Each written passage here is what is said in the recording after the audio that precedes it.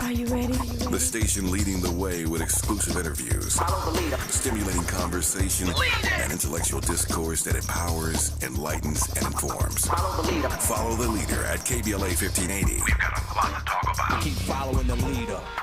Follow the leader. Follow the leader. Follow the leader. Follow the leader. I'm Zoe Williams, the voice of reason. If your relationship is in trouble, I'm the dude to call. Has your soulmate become your cellmate? Does black love still exist? What are your bedroom turnoffs? Fantasies and fetishes. Financial infidelity. I'm dating a fat person. Are they worth the wait? Trust me, this gonna be crazy. How about the heavy stuff? The child wasn't his, and he still had to pay child support. It's a very heated topic. How was that right? Mama's baby, daddy's maybe. I just have so many questions I want to ask you. I just like to kiss. Is there something wrong with that? Damn! He told me he had a vasectomy. I'm pregnant. Betrayal has been committed. Hit you with the bad pipes routine. How does he maintain his humposity? He likes it when it pinches my nips. Why can't you open up, brother? I'm a karate man. Karate man rules on the inside. They don't show their weaknesses. Yeah. How do you rate women so well? Zoe Williams, Reason and accountability. the voice of reason. Hey, in this short video, I'm going to show you how to tell if you are about to be manipulated by a controller in your relationship. So if you're ready, let's get going. There are dozens of ways that you can be controlled and manipulated in your own relationship, but this one example is about when you are face to face and you are asking questions of the other person. To illustrate this point, I'm going to use a video of Lori Daybell. She was being interviewed and questioned for a capital offense. What you want to watch for in this particular example is if you're talking to your partner and you're working on a problem and you get a little bit nervous about asking a question and they begin to get very confident because you are nervous. So pay attention how the interviewer starts to feel a little bit nervous and watch how Lori gains all kinds of confidence because of her nervousness. Is there anything else that I didn't ask about or anything that we didn't cover that you think is important? I always ask that just because I wasn't there, and so we're going through something that happened. Now, the interview is rationalizing to Lori about why she's even going down this line of questioning. I always ask that just because I wasn't there, and so we're going through something that happened. And I want you to see the power that Lori gains when she feels that the interviewer is nervous. Now notice she's doing a self-soothing gesture. That's the arms folded. It doesn't necessarily mean that you're trying to block people out. Anytime you touch yourself, it's a self-soothing gesture. But the minute she senses that the interviewer is a little bit nervous, she stops doing the self-soothing and she adjusts herself and sits up perfectly straight and gains all kinds of confidence. We're going through something that happened. Notice how she sees that this interviewer is nervous. Everything about her posture changes. Everything about her demeanor changes. Did you see the little smile? She went from concern to absolute confidence in the matter of about 1 or 2 seconds because of the insecurity shown by the questioner. This is why you see the smile on her face, and now you will see the closed eye talking, which is usually demonstrated when someone is either one, trying to ignore people around them and push the world out. Now, what if you were raised by a parent like that? You're going to bring that same smoke, that manipulative tactic, to adult relationships. Let's just be honest. Can we just keep it a buck? Let's be honest about it. Oh, my goodness. See, people say, oh, relationships ain't that complicated. Yes, they are. People are complicated. And if you don't understand the roadmap that led that person to you, come on. How are you going to understand how to deal with them? All right? Reverend L, get back in here, good brother. Oh, man, because I got something for you. Today's topic, right? Okay. With the dry begging. After you make your point, remind me to tell you about dry complaining. Dry complaining, gotcha. Dry complaining. Go ahead, brother. Okay, so now you sparked my conversation about that lady friend that you talked about. The lady friend, not yours, but I'm saying the lady that you said that she got multiple people she can call or whatever like that. I guarantee you anything, she's a vagina merchant. but she's very particular about where she sells her merchandise. I guarantee it though, because see, a lot of women already know who can get it, who can't get it. But if you can get a little bit of dollar on top of it, it's a win-win. Now, are they gonna say that? No, that's behind the scenes what women gonna talk to other women about. But us men, we know what it is. Now, some of them guys, they gonna go for the highest bidder. They just gonna go for it. So they don't mind. They have no shame. That's the part why I said about men, we have a very ugly demeanor when it comes to this drop begging, because these women know a lot of these guys, over 50% of them, will drop beg their way to try to get some. Well, wait, hold on. Mm-hmm. Let's just do this. The dry beggar and the trick seems to be the same thing with regards to talking to a man. So if you're going to talk about a woman being a vagina merchant, you got to talk about the weenie that has to pay for it. They go together like a codependent and a narcissist. They go together now. Yeah, that's where I'm going to now. So with the man's point, that's why I said the man is more. He should know better, but he doesn't because he's trying to get to that prize. Now, on the woman's standpoint, I'll give the woman credit. Years ago, it was noble for a woman to be a damsel in distress. I need some help. I shouldn't have to do this by myself. I would like a man's company and his financial advice and basically anything that he can do to help her. It was noble to that. Like, oh yeah, he's a good man. He provides for his family and all this other stuff. And women wouldn't have to come around and beat around the bush and drop big for it. But see, now the trick part has come in to where now women take that, they leave the damsel in distress shit out. They just leave it. They just go ahead and talk about whatever. Reverend L, you can't curse on the air, brother. Yeah, I got a little heated. I got a little razzle dazzle. I'm sorry about that. Yeah. So I don't like the fact that people play on people's good gestures, especially when it comes to men for women. If a man wants to do something for a woman, just do it. Don't beat around the bush and try to do it for favors or whatever like that. Do it because she actually needs some help. Like you said, the lady needs something, the hinges on her door fixed. Just do it out of good faith. And she'll actually respect you more if you do it without any type of ill intent. Right. No, I agree. I agree. If you just do things because you want to do them, not because you want something from the person you are doing the thing for. And I think that those type of people are far and few in between, in my opinion. Because everybody wants something. That's why I went back to the Krishnamurti quote when he says, I love you, but I don't want a thing from you. It's rare to find those kind of people that are just good people that want to be good. Now, I'm not even going to say they want to be good. I'm just going to say they are good. They are kind. They are caring. And they're not looking for you to, one-up them in that. And I think because we live in this culture of competition, this culture of one-upsmanship, this is why I was going to lead back to my point about dry complaining. Have you ever seen God bless somebody who came out of a negative situation relationally, but yet they want to compare the new situation, which in its infancy is better than the last situation, and they use that as the opportunity to complain about the situation God was gracious enough to bless them with? That's dry complaining. Yeah. If I'm the new man, you ain't got no time or space to really be complaining about what you said I'm better than. Do you understand? You said I'm a better choice, which is why you're with me now.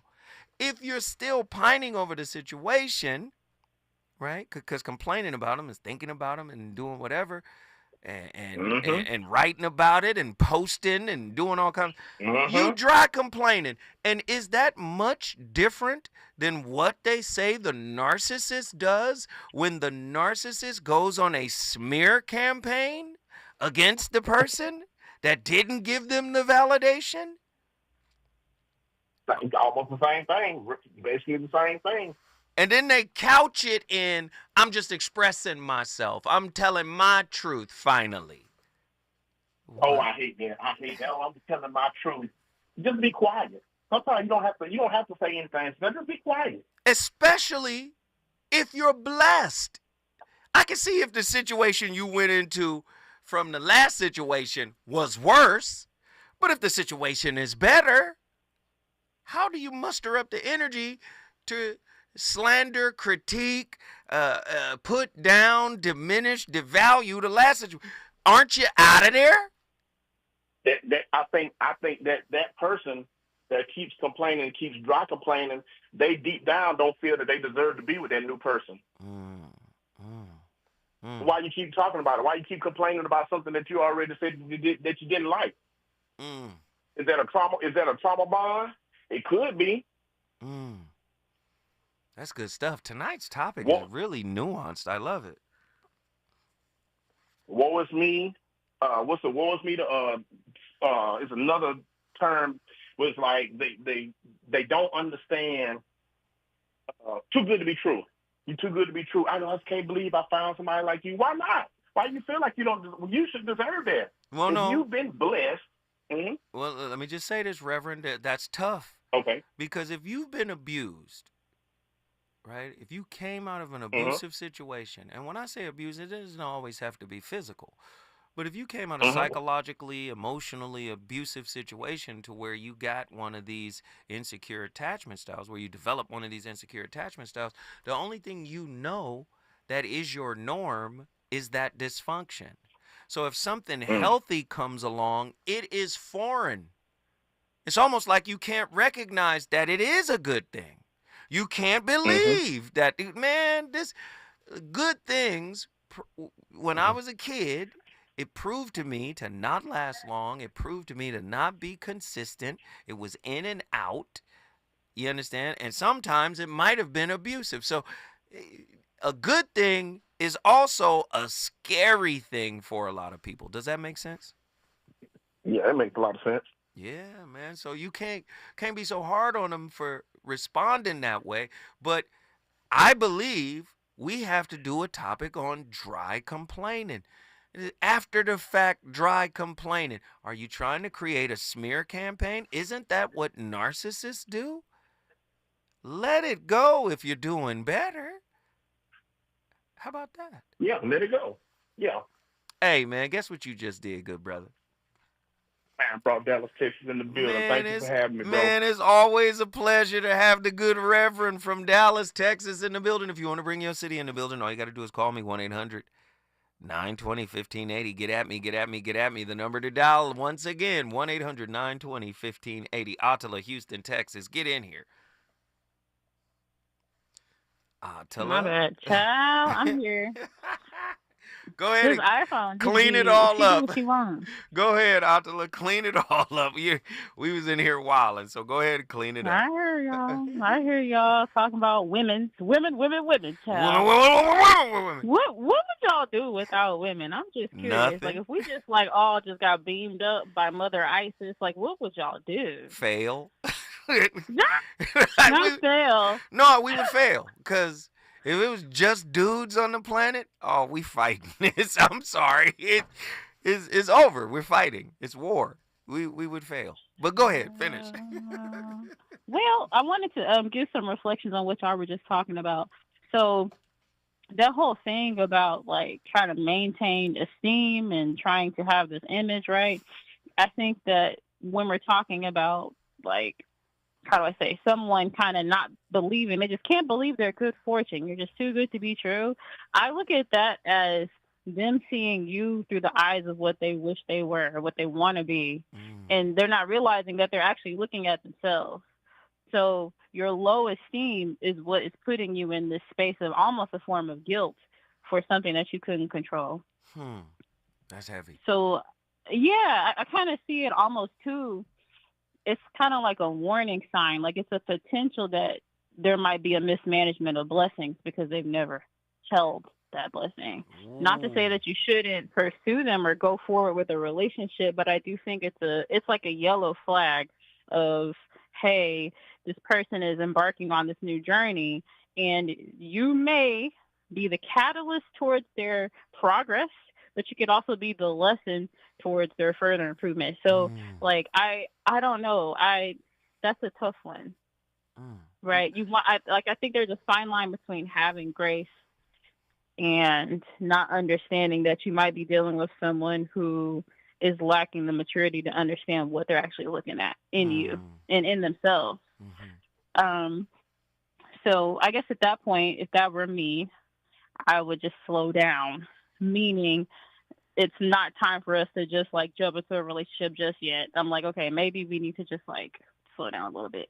But there's that. And then the other part that I wanted to talk about with the whole talking about your ex or the, what did you say? Who's ex? Smear campaign. The smear campaign thing. Like when narcissists talk about their ex with the smear campaign. Oh, yeah. Right? Yeah. To me, if you're speaking on something, you're thinking on it. Dry complaining. Right. Right. So if you're speaking about it, you're thinking about it. Right. And so, you know, for people out here who are maybe reveling or feeling sorry for their current partner and they're just, they just been through so much and their ex was so horrible. Again, pause. If they were so horrible, why did they spend X amount of time with them, right? Like, so I think, again, these are all like just kind of little notations I think we should be making and really discerning and understanding what and who we're dealing with. Same thing with the dry begging. Okay, if someone is dry begging to me, I'm thinking one of two things. Either this person, A, is trying to manipulate me, or B, they really don't know how to ask for what they need. They have no idea. So at this point, do I want to embark forward on this journey to teach them that, hey, you don't have to do that. You can be direct with me. Like, what do you do? Like, how would you respond to a dry beggar? But let me ask you this question, and I'll answer yours as well. Like, sure. People, listen, if I can't confront myself, how am I going to have a real, serious, substantive, direct, respectful, and assertive conversation with you? Like, exactly.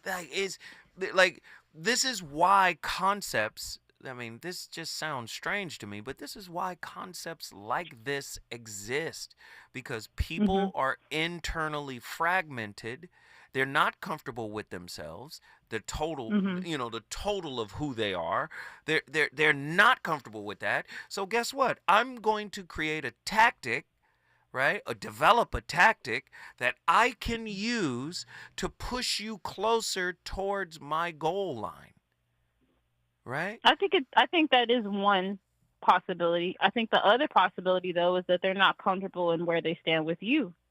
I do believe a person can be dry begging in one situation and direct in another, just simply because of their positioning with that other person. Oh, you girl, you done rang the bell now.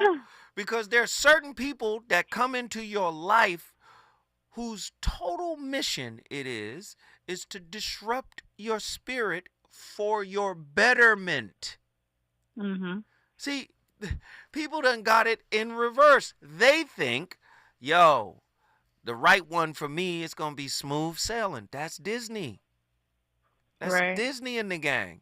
Sometimes the rough waters is actually the catalyst for personal growth, for transformation. And you need a partner that will reflect you back to you so you can see how you show up in those moments. Does that make sense? But if it doesn't feel good, our natural inclination is to believe that it isn't good for us. Thus, the dry complaining in hindsight. Thus, the smear campaign. Do you see what I'm saying? Stay with me, Attila. When we come forward, we going back to Houston, Texas. Let's get it. Reasons. The reasons that we're here, the reasons that we fear, our feelings won't disappear. You're listening to the Voice of Reason with Zoe Williams on KBLA Talk 1580.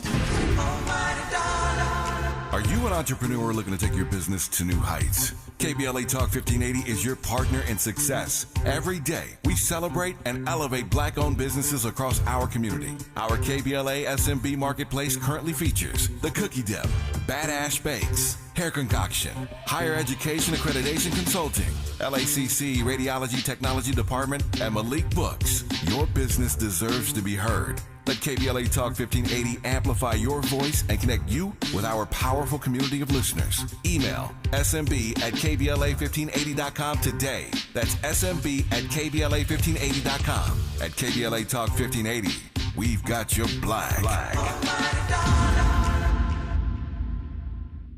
Before running for state senate, Laura Richardson was named one of the most corrupt members of Congress, guilty on 7 counts of ripping off taxpayers and a pattern of deception trying to cover it up. Richardson is too shady for state senate. For your state senator, frontline nurses, classroom teachers, and Planned Parenthood Advocacy Project support Democrat Michelle Chambers, a champion for abortion rights, higher wages for workers, and more affordable health care. Democrat Michelle Chambers for state senate. Ad paid for by nurses and educators supporting Chambers for Senate 2024, sponsored by labor and nonprofit environmental and health organizations, Ad Committee's top funders, SEIU California State Council, not authorized by a candidate or committee controlled by a candidate. The California Crusader newspaper would like to thank all of our subscribers for their support throughout the years, proudly serving the South Los Angeles and South Bay areas for more than 40 years. The California Crusader is a multicultural, Black-owned, adjudicated newspaper that focuses on providing newsworthy information to the people in our community. We're constantly looking for ways to assist businesses in our community to connect with our subscribers. We provide low-cost, effective ways to promote your business with our reasonable and affordable advertising rates. You can participate by suggesting, sharing, and submitting your stories on the California Crusader newspaper Community Share Facebook group page, or visit our website at cal-cruise-news.com. That's calcruisenews.com. Then click on the Submit Now button located on the top right corner of the homepage, or text CCN to 42828. Again, text CCN to 42828. The California Crusader newspaper, working together to build a better community for our future. Subscribe today.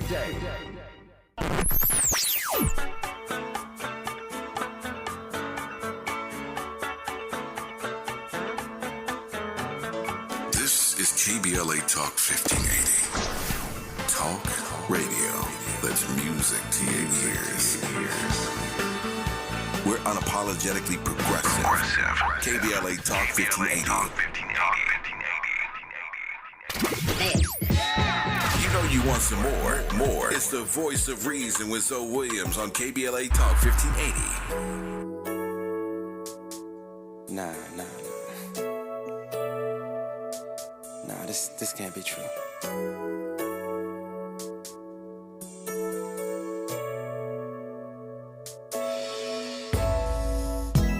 I got this feeling, and I just can't turn it loose. That somebody's been getting next to you. I don't wanna walk around knowing I wasn't your fool, 'cause being the man that I am, This is dry begging. I just can't lose my cool. My friends keep telling me about the things that's going on, but deep in my heart, baby, I hope that I'm wrong. Yes, I hope that I'm wrong, but I know it, babe. Somebody's sleeping in my bed, my bed. Somebody's taking my place, baby. My name is Gabriel Arroyo, and I'm a licensed marriage and family therapist located in Southern California. So in today's video, we're going to be talking about asking for your wants and needs in a romantic relationship. So this is a follow-up on our previous video of asking for your wants and needs for better communication. So now we're going to get a little bit more specific on in relationships, romantic relationships. So what I hear a lot when I start either individual therapy when the client is talking about their significant other, or in couples counseling, is there's a gap in their wants and needs being met or their partner understanding their wants and needs. And so when I do a little bit of digging and we talk about it a little bit more in detail, I'm constantly hearing that there seems to be some misunderstanding, or that they don't know how to specify their wants and needs, or that their partner is just not getting what they're saying as far as I want X, Y, or Z. So let's go through some few basic steps of how you could clearly articulate your wants and needs, and a little bit of training practice to do with your partner, just in case that they're not fully understanding. The biggest thing that I tell my clients when they're talking about their wants or needs being emotionally related. A big one out of here is I want my partner to hear me, listen. I'm sorry. Maybe I'm oversimplifying it. Why would a healthy partner not actively participate in facilitating whatever needs that they could give you? Because I don't believe all your needs should be supplied by your significant other. But a healthy partner, a self-aware partner, a partner that's on the healed path, right? Healing themselves, because healing is perpetual. It never ends. But somebody that's on a healed, why would they ever hold back giving you what you needed? See, I think it's in reverse. I think it's really insane to ask an unhealed person, someone who hasn't gotten on this perpetual journey towards healing, right, to provide your needs, to help you with your needs. How do I ask for my needs from someone who's selfish, from someone who's as damaged as I am? We're looking at all of the research, Ross Rosenberg, Krishnamurti, Babette Rothschild. We're looking at all these different, Piaget, Dr. David R. Hawkins. We're looking at all these people out here who's talking about this, right? Dr. Mark Goulston, Dr. Alan Berger, Dr. Jashana Johnson, Dr. Shalonda Crawford, right? And what we're seeing is, what? You mean to tell me codependents are attracted to narcissists? Yeah. What? You mean to tell me the insecure attachment styles are attracted to everybody? Oh, yeah. So we draw each other. So how is it that we can still have a conversation to say, well, they're not meeting my needs? Well, if they haven't gotten on the healing process for themselves, they're not meeting their own needs. So why would it be an expectation of them to meet your...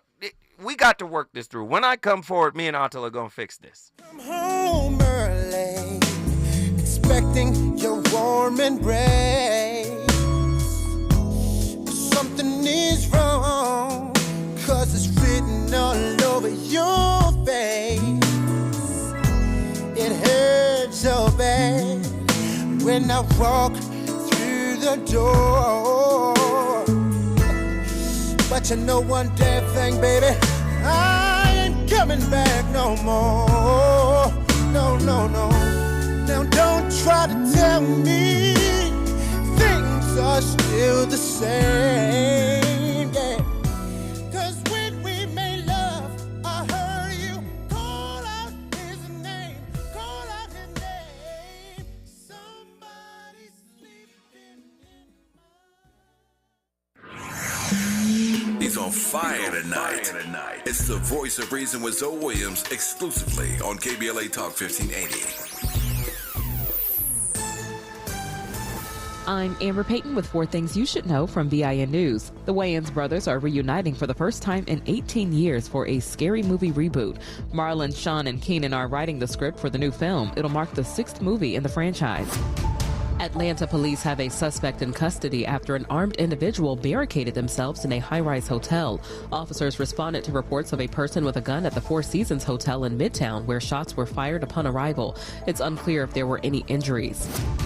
Jury selection is continuing in Manhattan for Daniel Penny's trial. The 25-year-old Marine veteran is charged in last year's subway chokehold death of Jordan Neely because the mentally ill black man allegedly was verbally threatening other riders. And Mike Tyson has invested in plant-based chain Mr. Charlie's TMS to expand its U.S. and global presence. The brand emphasizes healthy food and second-chance jobs, aligning with Tyson's values. Get BIN News on demand 24/7 at BINnews.com. Want to save up to 50% on new blinds and shades? Blindstar offers custom-made blinds, shades, and shutters at prices way less than big box retailers. And right now, save up to 50% off any order during Blindstar's July 4th sale. Hurry, sale ends July 8th. Blindstar.com. Follow the leader. KBLA Talk 1580. Follow the leader. Be sure to follow us on Instagram at KBLA 1580. Follow the leader. Are you ready? The station leading the way with exclusive interviews, Follow the leader. stimulating conversation, and intellectual discourse that empowers, enlightens, and informs. Follow the leader. Follow the leader at KBLA 1580. We've got a lot to talk about. Keep following the leader. Follow the leader. Follow the leader. Follow the leader. Follow the leader. Hello, LA. Metro is your partner for thriving communities and sustainable travel. We're dedicated to providing better transit for everyone. When you go Metro, you're more connected to jobs, healthcare, school, and loved ones. It's the way of the future. Start your journey at metro.net. This is Assemblymember Tina McKenna reminding you to vote for my girl, Sade Alawari, for State Assembly. Sade is a part of our community, and she's the partner I need in Sacramento to help fight for economic justice, affordable housing, health care, and so much more. Sade is just like us. She comes out of our community, and she spent years working in our community, bringing people together. That's why she's endorsed by Los Angeles Mayor Karen Bass, Supervisor Holly Mitchell, teachers, firefighters, and Planned Parenthood advocates. This is Tina McKenna, and I need you to make a plan to vote and to vote by Tuesday, November the 5th, for Sade Alawari for State Assembly. Ad paid for by Opportunity PAC, a coalition of teachers, nurses, faculty members, school employees, and public and private labor, healthcare, and environmental organizations. Ad committee's top funders, California Teachers Association, not authorized by a candidate or committee controlled by a candidate. If you say you care about the community, you have to also care about the climate. We're KBLA Talk 1580, and we've got your black. KBLA Talk 1580. We've got a lot to talk about. KBLA Talk 1580 reminds you, when we fight, we win. The Youth Justice Coalition is challenging America's addiction to incarceration and discrimination. YJC works to dismantle policies leading to mass incarceration, law enforcement violence, and the school-to-prison pipeline. Their approach? Transformative justice, community intervention, free LA high school, legal defense, and system monitoring. YJC promotes safety without relying on prisons. Their goal? Prevent system contact and help people exit the system through direct action, advocacy, and education. Want to get involved or need help? Call 323-235-4243. That's 323-235-4243. Join YJC in creating change. When we fight, we win. KBLA Talk 1580, your voice for justice. This is a community call to action from KBLA Talk 1580. If you love to travel, Capital One has a rewards credit card that's perfect for you. With Venture X, earn unlimited double miles on everything you buy and turn everyday purchases into extraordinary trips. Plus, receive premium travel benefits like access to over 1,300 airport lounges where you just check in and chill out. Open up a world of possibilities with Capital One. What's in your wallet? Terms apply. Lounge access is subject to change. See CapitalOne.com for details. Watch out! You got me! The galaxy is safe once again. In the pretend universe, kids play with pretend guns. In the real world, it's up to us to make sure they don't get their hands on a real gun. If you have a gun in the house, keep it locked, unloaded, and stored separately from ammunition. Safe gun storage saves lives. Learn how to make your home safer at endfamilyfire.org. That's endfamilyfire.org. Brought to you by End Family Fire, Brady, and the Ad Council. Hey there, Los Angeles. This is James Lucky Jr., publisher and editor of Los Angeles News Observer. Are you hungry for news that matters to you in the African-American communities of Los Angeles? Well, buckle up, because we got the scoop you've been craving. Stay in the know and never miss a beat with our free weekly publications conveniently available near you. or hop on the digital wave and become an exclusive subscriber at OGNSC.com. Don't forget to join the party on Instagram and Twitter at OGNSCINC for behind-the-scenes access and sizzling updates. No more FOMO. Let's stay informed, connected, and empowered together. You're listening to the Voice of Reason with Zoe Williams. Only on KBLA Talk 1580.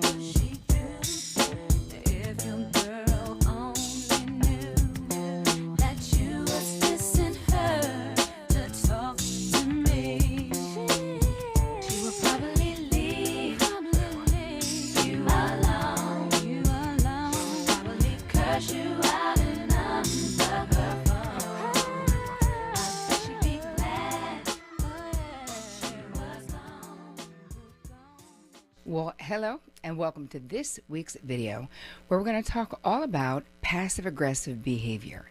How can you stop being passive-aggressive in your relationship?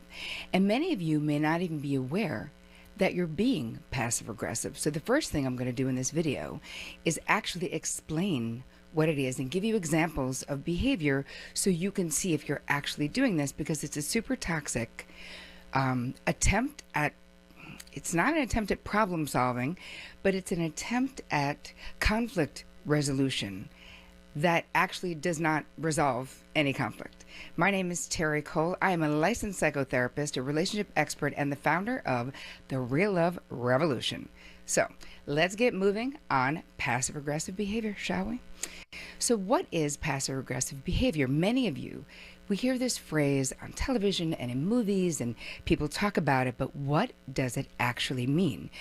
The term passive-aggressive, believe it or not, first came into popularity during World War II when soldiers, it was used to describe soldiers who were resisting what they needed to be doing. So instead of going forward with their orders, they would take a lot of time to do it or do it inefficiently.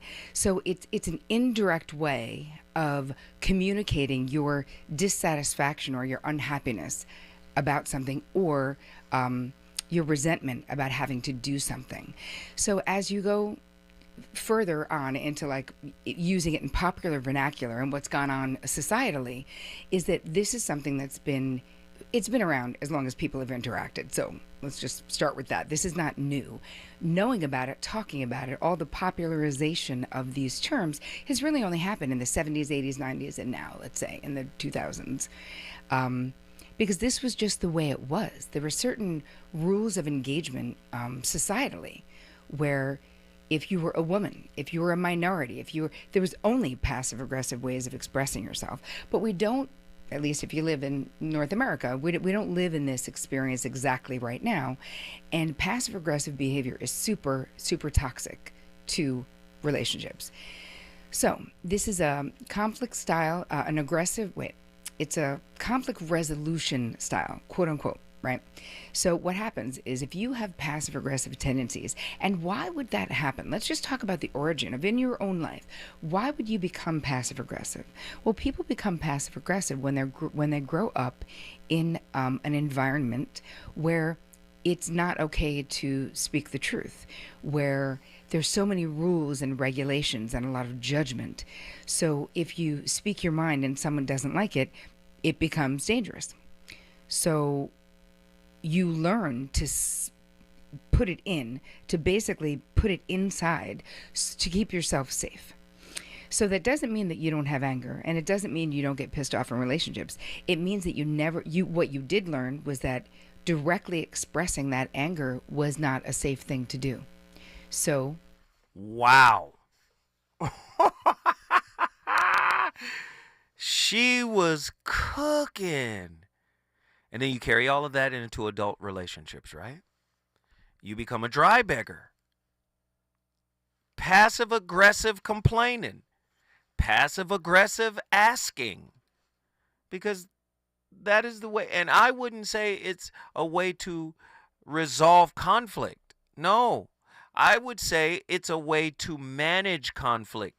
But here's the problem.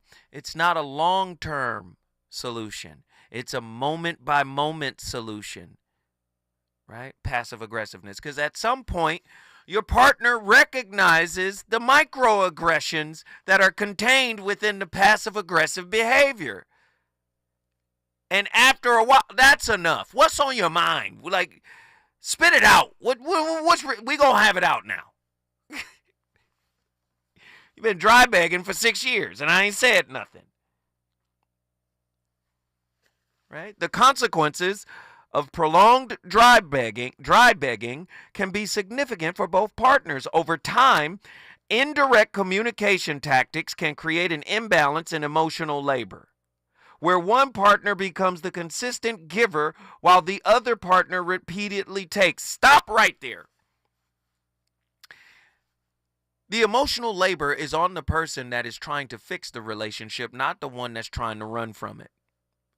They will translate running as emotional labor, but the real emotional labor comes in the direct request from the person trying to fix the relationship.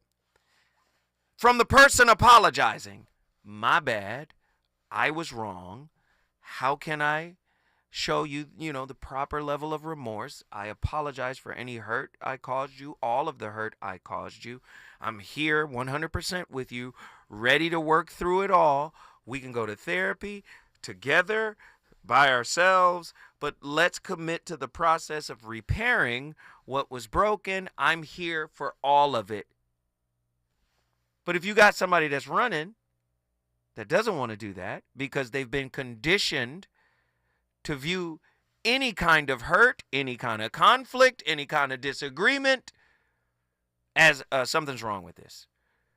And as Attila mentioned before, putting together the reason to leave list. Get in here, Attila. Let's talk about it. Okay. You just be dry snitching, dry hating on the FAs. I'm not hating. That wasn't directed towards y'all. What? I heard it talking about running and all that. Everybody run. Even that's not labor. Running is labor. You ever run and not been tired? Listen. Emotional labor. I know. I'm joshing. Okay, I mean, it is labor, but it's external. I will say this: it is labor, but it's external. The what you just emotional expressed was labor, internal labor. But the emotional labor, right? I don't have the capacity to do what's right to save this relationship. Facts. That's emotional labor, right? I mean, I don't mind saying it. I think that you have to get to a certain, for real, I think you have to get to a certain place, though, where your desire to be authentic outweighs your fear. Like, I can't be so scared and so, oh my God, that I can't tell you how I truly feel in that moment. And I'm going to let you know immediately. I even thought about the song that you played with Drew Hill. In that part where he says, like, being the man that I am, I can't keep my cool, or I can't lose my cool, something like that. Right. I was like, dang, that's avoidance in a mug. That's avoidance. Because you think about it, in that moment, he's preferring denial. He's preferring avoidance. He's even preferring to be neglected. But you got to ask yourself, like, why would that be the case? And I feel like it's because in order to really receive in a relationship, there's stewardship that comes into place. You have to steward the gifts that you've been given when you receive, right? So in order to even be a good steward, you have to really share equitably. And I think that's something that for avoidance is scary because there's always the chance that there's going to be this tilt where something that is equitable becomes inequitable. So if I know that I have the tendency to lean anxious, the moment that I begin to give, I don't have a proper understanding of what is acceptable, what boundaries are, what it means to keep a strong boundary with a person, even when they're not conscious of whatever manipulation tactic they're employing. So really, it's me neglecting my responsibility to instate the boundaries. I can't expect you to instate my boundaries. That's nuts. So that's something that I've had to learn recently. But anyway, y'all have a good night. Atala, guess what you just did? I brought Houston in the building. Houston, Texas is in the building. Let's get back over to South Central. One of our favorites is on the line. When I come forward, I'm going to talk to our good brother. You know who he is, straight from South Central Los Angeles. He needs a little space to break it down. He needs a little room to get his point across. But he's my brother. You already know who's coming up next. Trust me, he's got a lot to talk about. Is it good to you? More Voice of Reason with Zoe Williams when we come forward. To help combat climate change, LADWP is helping neighborhoods have better access to electric vehicles by awarding nearly $130 million in EV rebates to customers just like you. From big savings on used EVs to building new charging plazas, LADWP is charging ahead to help all Angelinos experience the benefits of EVs. Get rebates of up to $4,000 for a used EV and $1,750 for a charger. Learn more at ladwp.com/EV. That's ladwp.com/EV. Chevy, all the things 2024 Truck Season Radio 30, code GWMR0294000. This truck season, think about all the things you can do in a Chevy truck. You'll be able to, or you can even just. With impressive towing, incredible bed and tailgate functionality, and multiple powertrains, Chevy trucks have what you need to get things done. When you want to do it all, Chevy's got you. Chevrolet, together let's drive. Hey, LA residents, it's planting season and the perfect time to get shade trees growing around your home. LADWP and City Plants are giving every resident up to 7 free trees. That's right, 7 free trees delivered right to your door. Trees are great for the environment, help improve air quality, and can help you save on your bill when you use less air conditioning to stay cool indoors. Learn more at ladwp.com/free trees. That's ladwp.com/free trees. KBLA Talk 1580. We've got a lot to talk about. KBLA Talk 1580 reminds you that we keep us safe. The Live Your Life organization mentors young women, helping them break negative mindsets and see beyond their surroundings. Through career exposure and hands-on training, they're encouraged to think big, stay focused, and make positive choices. Founded by Nikisha Mama Boo Smith, who transformed her life to become a community leader. Live Your Life is changing lives, but they need your help. They're raising funds to keep their new building open and expand their programs. Your donations will support food, clothes, hygiene products, and holiday giveaways. Visit liveyourlife32.com. That's LIVEYOLIFE32.com to help today. This is a community call to action from KBLA Talk 1580. As we go a little something like this. Hey, it is me, D.L. Hughley, and I am thrilled to be heard weekdays in my hometown on KBLA Talk 1580. So check out the D.L. Hughley Afternoon Show weekdays from 2 to 4 p.m. exclusively on KBLA Talk 1580. We got a whole lot to talk about, let me tell you. That's on the real. You know you want some more. It's the Voice of Reason with Zoe Williams on KBLA Talk 1580.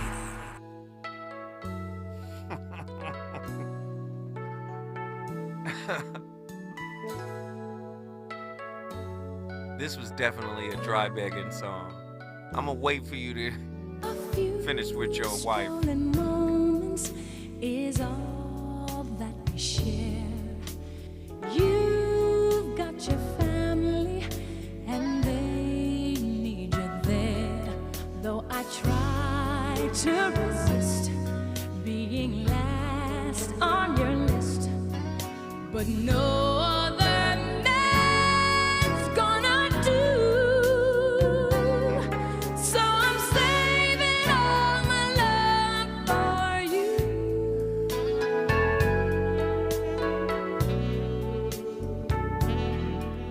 It's not very easy living all Man, I love Whitney. My God.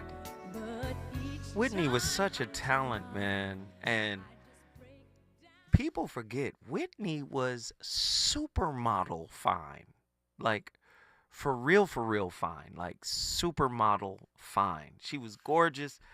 Voice, one of a kind. Just an amazing talent, man. Saving All My Love for You, Whitney Houston. Great record. Let me get to my final caller tonight. JW, unless somebody else calls, and you guys are more than welcome. JW, SCLA, you know what that is, South Central Los Angeles. JW, what are your thoughts on tonight's topic? Pretty provocative topic, you think? Yeah, I really do, man. What triggered me, man, when you made a reference to a particular woman that would manipulate men and have a call list of different men to do various different things to them. And the Holy Spirit just came into the Holy Spirit called you, brother? Talk to us. It put in my conscience. It put in my conscience the word instant gratification. Ooh. And I'm like, you also made a reference to how far back this goes and et So wait, cetera. let me be clear. You're telling me when I was talking about the girl who had like a satellite, satellites orbiting her, and she can call any guy to come and fix and do and perform and jump through hoops and whatever she needed at the time. You said that the Holy Ghost put a word into you, and that word was what again? Instant gratification. My. Speak on it, brother. My. Yeah. And then you alluded to how far back has this went in terms, and I thought about older people back in my grandma's era, and them women married the men, and they called them men honeydews, like a honeydew melon. Like a watermelon. Keep going. He said a honeydew man. Come on, talk to us. Yeah. What is a honeydew man? Tell us. The same difference. That's the old folks' expression. Same difference. I made my own expression that says, ice cream with the same flavor. It's the same difference. Go ahead, brother. Go ahead. Yeah, but anyway, yeah, man, the honeydew melon, honeydew this, honeydew that, etc. Right. So, yeah, with the satellite woman, she got multiple people on her Rolodex or in her phone or whatever. And, but yeah, the key word is instant gratification. Now, this is something that's limited. Okay? It's not a long-term thing. Now, the common thread that runs through the whole conversation that you brought up is gratification. Mm-hmm. Now, the first gratification is the girl that can get whoever, whatever, to do whatever. But the long-term gratification is once you go through the process like you always speak on, and you come to the conclusion that you got to go within and let the Holy Spirit and yourself, and you deal with who you are. And then if you get in a relationship with a significant other, then that shows you who you are in comparisons, and you can work on self and improve on self, and each other can improve on each other. And that's a long-term gratification. And I'm going to land it right there. Thank you, brother. I appreciate you for respecting the clock, my friend. And you already know you got a seat at the table anytime you want to jump in here. Thank you, J-Dub and South Central LA for repping the hood. Don't worry, Dodgers. When we come back to LA, trust me, we got one more. Oh, then we're going to beat them in New York. But if we lose, we're going to come back to LA. That's if we lose. I think it's set up for us to win 4-2. And then when we come back to LA, Snoop is going to perform. Listen, I'm putting it out there. No, Kendrick is doing the Super Bowl. It's gonna be Snoop and Dre, and you're gonna see they're gonna do California Love, and it's gonna get turned up. It's gonna be crazy. So just we gonna win. I ain't tripping. We gonna win, but there's some theatrics involved. I'm acting like I'm on the planning. I'm on the board. No, I'm not. But back to the topic. Listen, to counteract the tendencies towards dry begging, you have to cultivate within your intimate relationships. But I would first say within yourself and then within your intimate relationships, right? A culture of direct communication. It's essential. If you can't directly confront yourself about what you need to work on, it's going to be virtually impossible for you to do that in your intimate relationships, right? Direct communication, right? On an intrapersonal level as well as an interpersonal level.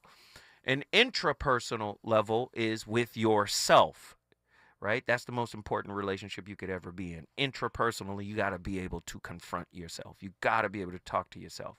And I don't mean confront yourself with force. I mean confront yourself with power. When you confront yourself with power, you're confronting yourself empathetically without judgment. When you're confronting yourself with force, you're confronting yourself with criticism, with put downs, with negative self-talk. So, direct communication that is non-judgmental, that is powerful. That's how you begin the healing process, right?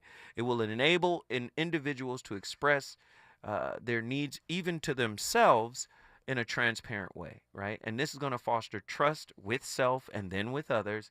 And then, like I say all the time, before you can get mutual, you got to get neutral, right? You got to get neutral internally. Intrapersonally, get neutral, right? When those wounds are out of whack, it's hard for you to have some like mutuality with somebody else, right? In building these skills, one must confront fears of rejection. First, you got to stop rejecting yourself. Fears of criticism. First, you got to stop criticizing yourself.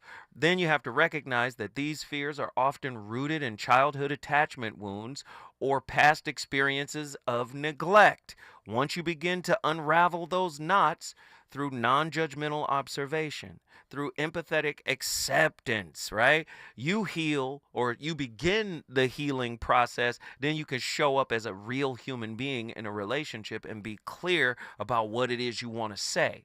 But again, if you were born in that environment and you've conditioned yourself for over 35, 40 years to suppress, repress, deflect, avoid, neglect, right? It's going to take a while to undo that conditioning, right? This is why we cultivate coping mechanisms that allow us to become these kind of like mercenary, manipulative, Machiavellian type characters in relationships. We're trying to get what we didn't get in childhood. I hope we started a new conversation. I want you guys to continue to talk about it. I'm Zoe Williams, the voice of reason. I'll be back tomorrow with another slapper. Hope you guys enjoyed it. Zoe Williams, the voice of reason. I'll see you tomorrow. Deuces.